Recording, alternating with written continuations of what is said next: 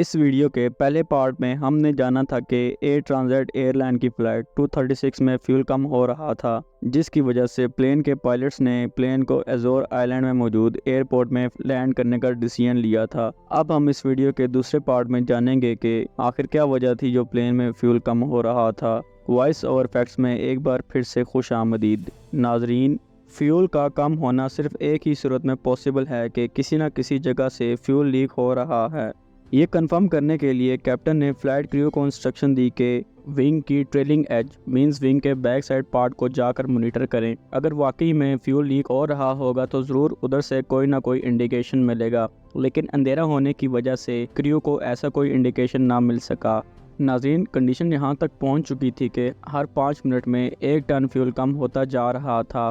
Captain को यकीन हो गया था कि ज़रूर फ्यूल कहीं ना कहीं से लीक हो रहा है। उनके पास फ्यूल क्वांटिटी सिर्फ 25 मिनट के लिए रह गई थी, यानी जहाज़ मज़ीद 25 मिनटों तक उड़ सकता था और इतने फ्यूल में टर्सेरा एयरपोर्ट तक पहुंचना बहुत मुश्किल हो गया था। इस दौरान कैप्टन और फर्स्ट ऑफिसर लगातार मेंटेनेंस यूनिट और एटीसी से कांटेक्ट में थे। मेंटेनेंस यूनिट ने कैप्टन को इंस्ट्रक्शंस दी कि वो फ्यूल लीकेज को कंफर्म करने के लिए जहाज़ को 39,000 फीट से 20,000 फीट तक लेकर जाएं, लेकिन कैप्टन ने ऐसा करने से मना कर दिया क्योंकि कैप्टन का मानना था कि अगर फ्यूल लीकेज कंफर्म हो भी जाती है तो जहाज़ को वापस ऊपर लेकर जाना पॉसिबल नहीं होगा।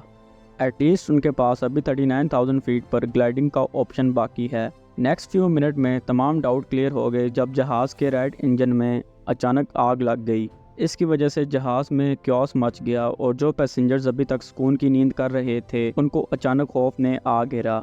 जहाज़ में अब सिर्फ 4.5 टन फ्यूल और एक इंजन बच गया था। अगर देखा जाए तो एक इंजन से जहाज़ का क्रूज़ करना पॉसिबल नहीं होता, लिहाजा जहाज़ का एल्टीट्यूड स्लोली डाउन होना स्टार्ट हुआ। दूसरी तरफ टर्सेरा एयरपोर्ट पर इमरजेंसी नाफिज कर दी गई। फायर ट्रक और इमरजेंसी क्रूज़ हर तरह की सिचुएशन से निपटने के लिए तैयार बैठे थे।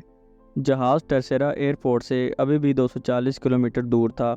जहाज़ में सिर्फ 600 केजी फ्यूल बचा था और फिर वही हुआ जिस चीज़ का डर लगा हुआ था। जहाज़ का लेफ्ट इंजन फुल ट्रस्ट पर चलने की वजह से जल गया और अब फ्लाइट 236 बिना इंजन के अटलांटिक ओशन के ऊपर ग्लाइड करने लगी और यहाँ तक कैप्टन का जहाज़ को 20,000 फीट तक ड्रॉप ना करने का फैसला बिल्कुल सही साबित हुआ। नाजरीन, दोनों इंजन बंद होने की वजह से जहाज़ के अंदर अंधेरा छा गया क्योंकि इंजन की वजह से जहाज़ का इलेक्ट्रॉनिक सिस्टम चलता है। खुशकिस्मती से जहाज़ का ऑटोमेटिक टरबाइन बाहर निकल आया, जिसकी वजह से एयर स्पीड से सिर्फ इतनी इलेक्ट्रिसिटी जनरेट होती है कि कॉकपिट इंपॉर्टेंट इक्विपमेंट चल सकें। टर्सेरा एयरपोर्ट अब सिर्फ 120 किलोमीटर दूर था। जहाज़ 30,000 फीट तक आ गया था और कैप्टन को यह डिस्टेंस ग्लाइड करके पूरा करना था।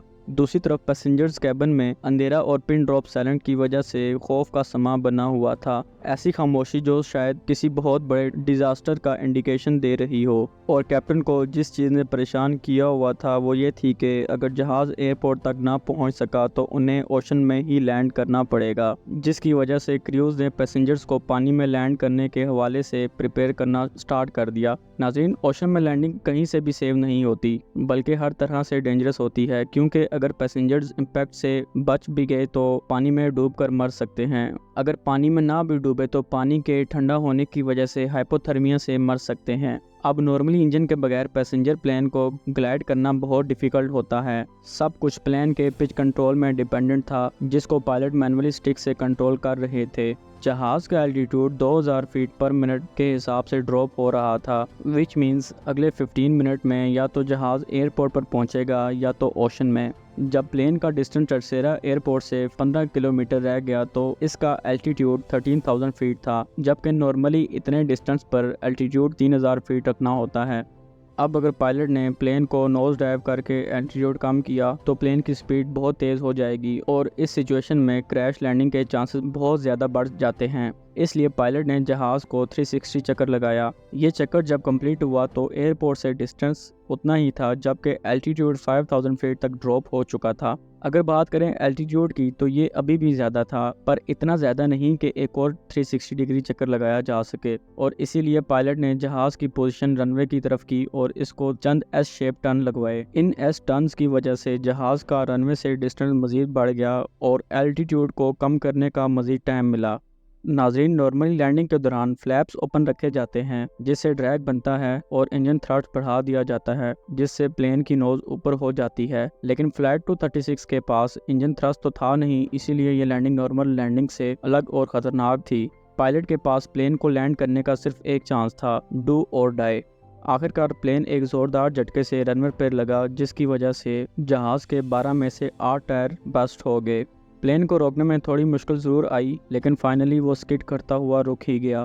प्लेन के रुकते ही उसके लैंडिंग गियर में आग भड़क उठी जिस पर एयरपोर्ट क्रूज़ ने फ़ौरन कंट्रोल कर लिया।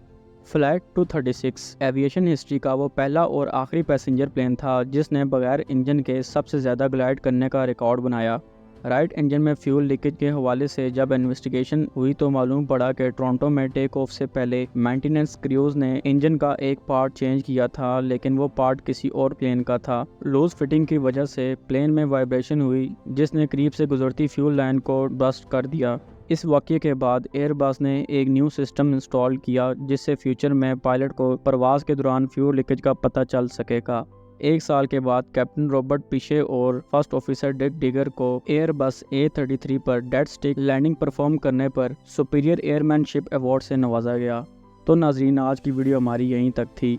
उम्मीद है आपको ये वीडियो भी पसंद आई होगी। चैनल को सब्सक्राइब करना ना भूलिएगा। मिलते हैं एक नई इंटरेस्टिंग वीडियो के साथ। अल्लाह हाफिज़।